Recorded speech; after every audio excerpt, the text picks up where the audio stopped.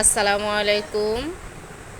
আজকে আমি তোমাদেরকে বুটের ডাল দিয়ে গরুর গোশত রান্না করব।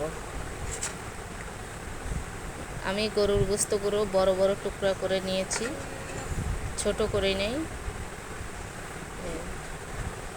তোমরা দেখতেই পারতেছো বড় বড় টুকরা। আজকে বুটের ডাল দিয়ে রান্না করব। তার মাঝে তোমাদেরকে আমি কিছু টিপস বলবো, রান্না কিভাবে মজা হয়।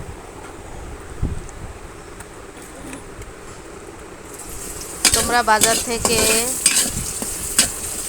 টাটকা খাবার কিনলে, যেরকম মাছ হলেও তাজা মাছ কিনতে হবে, তরকারি কিনলেও তাজা তরকারি, তাজা মাছ কিনে রান্না করলে রান্নাটা অনেক গুণ মজা হয়। সেটা লার্কির চুলায় হোক বা গ্যাসে। আমি আজকে রান্না করতেছি লার্কির চুলায়। আসলে অনেকে বলে লার্কির চুলায় রান্না মজা হয়, গ্যাসের চুলায় রান্না মজা নাই। আসলে তা না। তোমার রান্না সুন্দর করে পারফেক্ট করে রান্না করলে তোমার লার্কির চুলায় রান্না মজা হয়, গ্যাসের চুলায়ও মজা হয়। সেগুলো তোমাদেরকে ফলো করতে হবে। তোমাদের কি রান্না করবে, মাছ রান্না করবে না তরকারি না গোশত, ওই অনুযায়ী তোমাদের পারফেক্ট মশলা দিতে হবে। পারফেক্ট মশলা তুমি যদি এখন তেল কম দাও, যে তেল কম দিয়ে রান্না করব, তাহলে কি রান্না কি মজা হবে? তুমি হয়তো মশলা কম দিবে, হয়তো আদা রসুন জিরা যাই হোক কম দিবে, বা বেশি দিয়ে ফেলতেছো, বেশি দিলেও হবে না, কম দিলেও হবে না। যে পরিমাণে তোমার এই তরকারিটা, ওই পরিমাণে তোমার মশলাটা পারফেক্টভাবে দিতে হবে। পারফেক্টভাবে দিতে জানলে তোমার তোমার ওই তরকারিটা খুব সুস্বাদু হবে। মশলা কমও দেওয়া যাবে না, আবার অতিরিক্ত বেশিও দেওয়া যাবে না।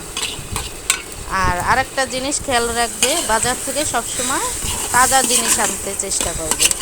তুমি এখন যদি বাজার থেকে পচা মাছ না বলো রান্না করো যে মজা হয় নাই, তাইলে হবে না। তোমার মাছ বলো মাংস বলো সবগুলো টাটকা হতে হবে। আর তরকারি আনলেও তোমার টাটকা তরকারি আইন না, সাথে সাথে রান্না করলে ওই তরকারিটাও মজা হয়। বাসি তরকারি বা পচা দশা এসব তরকারি আনলেও তোমার রান্না কোনো দিনই মজা হবে না। আর রান্না করার টাইমে একটা জিনিস খেয়াল রাখবে, সবসময় মন দিয়ে রান্না করবে। মন দিয়ে রান্না করলে তোমার সম্পূর্ণ মশলা বলো যাই বলো সবগুলা পারফেক্ট হবে। এই টিপসগুলো তোমরা যদি ফলো করে যে কোনো রান্না করো, তাহলে তোমাদের রান্নাটা মজা হবে।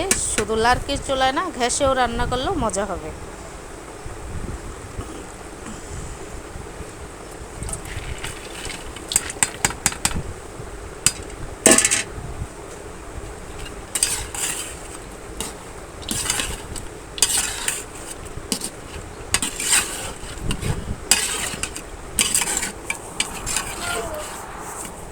আমি এখন এগুলোকে ভালো করে কষায়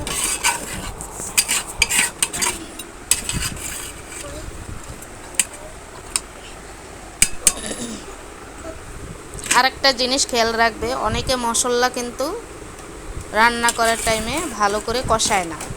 আসলে রান্না করার মশলা যেটা, ওটাকে ভালো করে রান্না করার আগে মশলাটা অনেকক্ষণ কষাইতে হয়, তাহলে জিনিসটা খেতে ভালো লাগে, গন্ধ আসে না বা কোনো সমস্যা হয় না। অনেক সময় অনেক হলুদ মরিচের আবার আদা রসুনের গন্ধ আসে, এটা আসে না। পারফেক্ট করে মশলাটাকে ভালো করে কষাইতে হবে। তোমরা প্রত্যেকটা জিনিস খেয়াল রেখে যদি রান্না করো, তাহলে তোমাদের গ্যাসের চুলায়ও রান্না মজা হবে। এই তো আমার রান্না দেখো হয়ে গেছে। তোমরা এইভাবে বুটের ডাল দিয়ে গরুর গোশত দিয়ে খেতে পারো রান্না করে।